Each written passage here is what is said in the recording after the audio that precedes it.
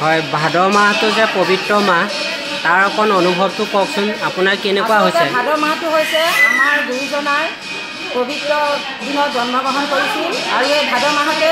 গোটেই অসমবাসী নালাগে গোটেই বিশ্বতে আমাৰ গুৰুজনাৰ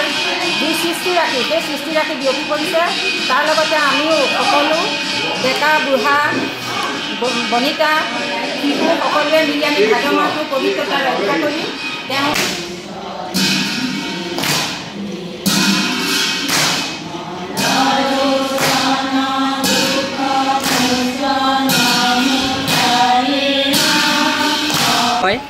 আমি জন্মৰ পৰা যিটো মাহ ভাদ মাহ পবিত্ৰতা বুলি জানি আছোঁ তাৰ ওপৰত অকণ কওকচোন কিয় শাওণ মাহটো কিয় পবিত্ৰ বুলি ভাবিছে জনপ্ৰিয়তা কিয় বাঢ়িছে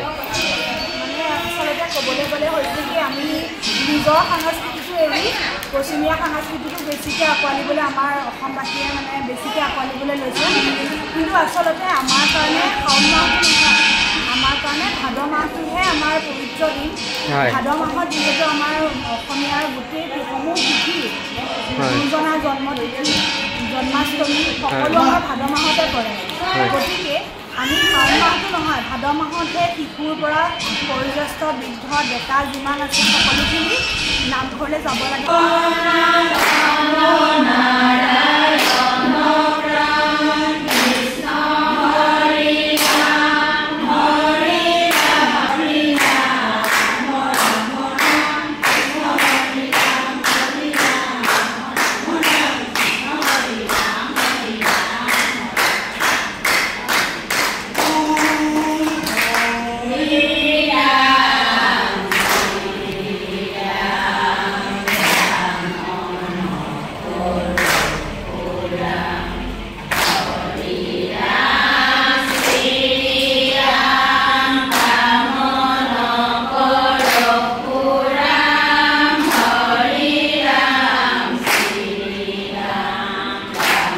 মাহ বুলি কোৱা হয়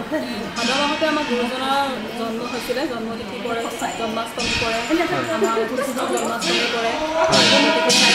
এই মাহটো আমাৰ কাৰণে পবিত্ৰ মাহ বুলি আমি ভাবোঁ আৰু গতিকে সকলোৱে আহিব লাগে নামঘৰলৈ সকলোৱে নাম কীৰ্তন ল'ব লাগে অকণমান অনুভৱটো কওকচোন ভাদ মাহৰ যি পবিত্ৰ মাহ বুলি কোৱা হয় ভাদ মাহটো পবিত্ৰ মাহ হয় য'ত গাঁৱৰ সকলো নামঘৰত ৰাইজ গোপিনী ডেকা গাভৰু সকলোৱে ঈশ্বৰৰ নাম লয় হয় আনকেইদিনত বয়সস্থ সকলোৱে লয় কিন্তু ভাদ মাহত ডেকা গাভৰু সকলোৱে লয় হয় মানে ৰাইজে ৰাতি ঈশ্বৰৰ নাম লয় বা নাম প্ৰসংগ কৰে গোপিনীয়ে দিনত নাম প্ৰসংগ কৰে সেইটো পবিত্ৰ ভাদ মাহ হয় আৰু এটা কথা সুধোঁ বৰ্তমানে শাওণ মাহটো এই গাঁৱে ভূঞে মানে কি এনেকুৱা এটা প্ৰচাৰ হৈ আছে সকলো সজাগ হৈছে যে শাওণ মাহত মাছ মাংস গ্ৰহণ কৰিব নালাগে আমাৰ যি অসমীয়া যিখিনি মানুহ বিশেষকৈ এই বস্তুটো ধৰক কিয় আহিছে বাৰু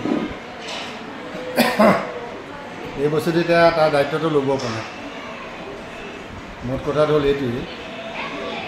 যে আজি ডিজিটেল ইণ্ডিয়াৰ যুগত মানুহবিলাক চব চহৰমুখী হৈছে হয় গতিকে মানুহৰ ধন টকা পইচা হৈছে গতিকে মানুহৰ মুখ উৎসৱৰ কাৰণে মুখৰ তৃপ্তিৰ কাৰণে মাছ মাংস কেতিয়া ক'ত গ্ৰহণ কৰিব লাগে তেওঁলোকে তেনেভাৱে কৰে কিন্তু বয়সস্থসকলৰ মাজতো সেইটো অহা নাই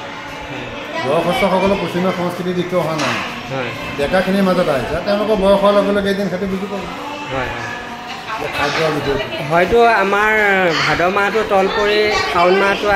হেৰি হৈ যাব নেকি জনপ্ৰিয়তা বাঢ়িব নেকি নাই নাই তেনেকুৱা কথাটো নাই মানে ভাদ মাহৰ যিটো পবিত্ৰতা ভাদ মাহত যিসকলে হৰিনাম গায় হয় যিসকল ভকত হয়নে গতিকে আইসকলৰ মুখৰ সেই হৰিনামটো ভাদ মাহত কোনো সংস্কৃতিয়ে কাঢ়ি নিব নোৱাৰে হয় হয় শাওণ মাহটো হ'ল ডেকাৰহে হয় গতিকে ডেকাৰ শাওণ মাহৰ কথাটো হ'ল তেওঁলোকে মনোৰঞ্জন কৰিব লাগে হয় গতিকে তেওঁলোকে এটা ধৰ্মৰ সৃষ্টি হৈছে আহিছে কাৰোবাৰ তাৰ লগত সহযোগ কৰিছে লগৰ সমনীয়াৰ লগত ভাই বন্ধুৰ লগত অকণ ফূৰ্তি কৰিছে হয় হয়নে এই ফূৰ্তিৰ মাজত আৰু কিছু কৰ্ম তাৰ মাজত সোমাই পৰিছে সেইটোৱে পাৰ্থক্যটো সেইটোৱেই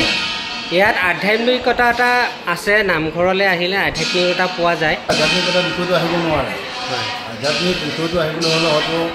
ভকত লাগিব বা ভকতৰ খং লাগিব হয় হয়নে ঈশ্বৰৰ গুণান কীৰ্তন কৰিব লাগিব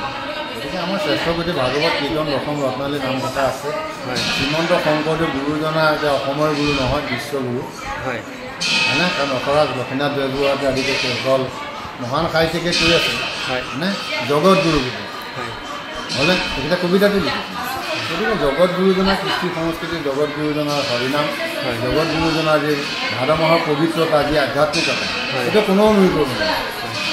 কোনো মানে শাওণ মাহ নালাগে কত মাহে নাহক 11টা মাহ সংযুক্ত হ'লেও ভাদ মাহৰ এটা মাহত 11টা মাহে 12 নম্বৰ মাহত দেখিব হয় ভাল লাগিলে ধাৰণাটো ভুল ভাল লাগিলে আপোনাৰ যিখিনি আপুনি পৰামৰ্শ দাঙি ধৰিলে